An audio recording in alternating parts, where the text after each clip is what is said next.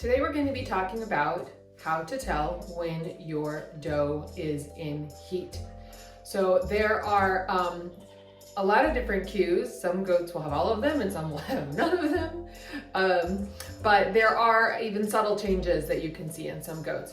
So there are auditory cues, there are visual cues, and then there are mood and behavior cues. So for dairy goats, they generally cycle every 17 to 22 days. They will sometimes short cycle, meaning that they come back into heat 5 to 10 days after that initial heat. That can be very frustrating and very tricky, but in my experience, it's always that second heat, that one that was 5 to 10 days later, that short cycle, is the real cycle. So if you bred them and then 5 days later they're back in heat, it was that second time you bred them that they actually took. Now some dairy goat breeds are seasonal breeders, meaning that they will only come into heat in the fall. I raise Nigerian dwarfs here at Twin Pair Farm, and they are an all year round breed. However, in the summertime, the heats will be silent usually. You won't actually see them at all, and it can be harder to get them bred, though technically you can breed them all year round. Visual cues. So the most classic one is called flagging. This is when the doe's tail is going crazy. Not just a little flick, like there's a fly that she's trying to get away, but she's really, looks like she's trying to flag down a taxi. Some goats will do this even when there's no buck present. You might see them just sort of standing at the feeder and their tail's kind of getting a little bit active. But sometimes if you don't have a buck on site, that flagging, you might not see any of that. You might not see any of that at all. At our farm, our does and our bucks can see each other. So when a doe is getting close to heat, and then when she's in heat, she will usually just go stand near the fence where she can see them, or even sometimes sleep by that fence just so she can be that much closer to them. If you don't have a buck, you might actually see that your doe maybe behaves a little differently. Maybe she goes and sleeps away from the herd. I used to have a doe who, when she would come into heat, she would come right to the top of the hill where she could make eye contact with me in the house, like as in to say, get down here.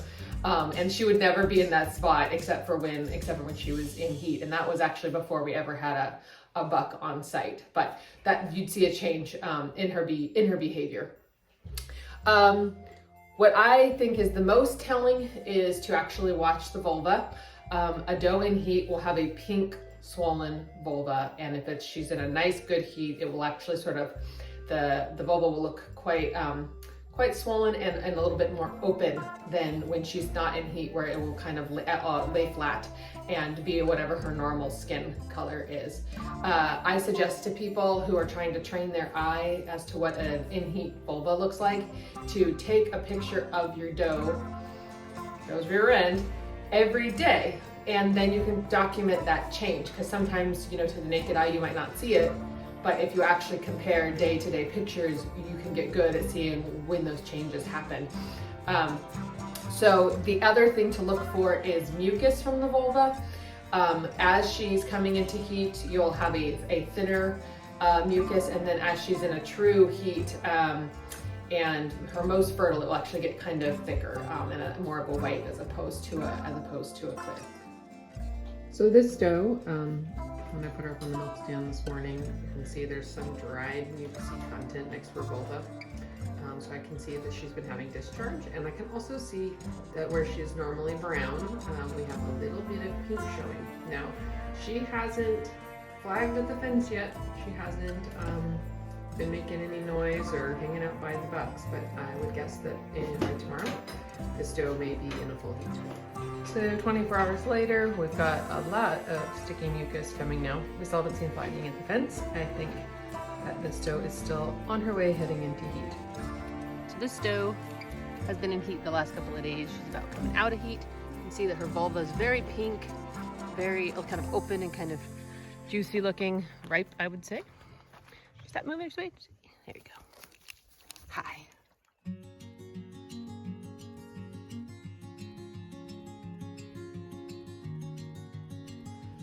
Auditory cues.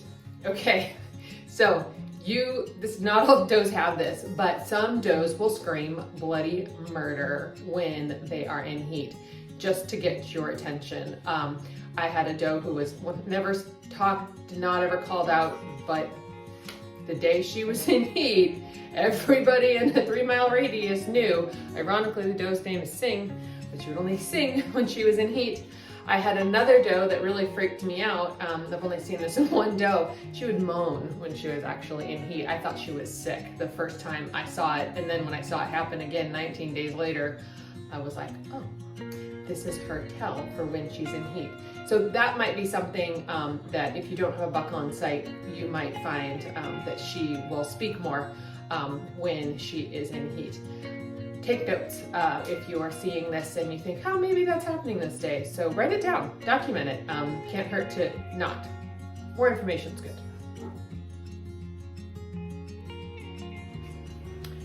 So mood and behavior changes. Some does, if they're milking does, if they're in heat or coming into heat, you'll put them on the milk stand and normally they let you milk them no problem, but today their teats might seem very, very tender and they don't want you to touch them. Of course, you want to make sure that's not mastitis, but that can be a sign that she's in heat. Another one is her milk production will go down when she's in heat. That's just a fact. So if you notice things are a little bit off today, a little bit less milk, that could be why. Does when they're in heat will often, or coming into heat, be very obstinate. They may suddenly not want to come to the milk stand, don't want to do the daily routine. Another similar but a little bit different is where they act kind of dumb. You'll be bringing them out to the milk stand and suddenly they're lost. They don't know where they're going. It's like they've never been there before. But those can just be signs that her mental state isn't quite its norm, and that she may be coming into heat. So my tips for tracking her heat cycles. Document everything. Have a calendar in your barn. Write down anytime you see her being really talkative, flagging her tail, when you see that vulva getting nice and pink, or anything you thought was maybe a little bit out of the ordinary. And then you'll start to see how many days apart she typically tends to cycle, and you can get good at tracking. Maybe she's an 18-day apart kind of girl, and you can start to see her usual. Doesn't hurt to document anything. Pictures. I mentioned taking pictures of the vulva. Take pictures every day until you start to see that vulva become pink. Document that pink vulva on the calendar. And if you still aren't able to track your doe's heat cycles, you can talk to your breeder or a friend who does have a buck and ask them to give you a buck rag. So this is a rag that's been rubbed all over a stinky in-rut buck. It smells god awful, which is why you're gonna keep it in a jar, a sealed jar. And every day, your does, if she's not on the milk stand, that's okay. Every day you can just bring this to her, hold it up to her muzzle and let her sniff it. Every day she's not in heat, she's just gonna turn her head away from it and not want it.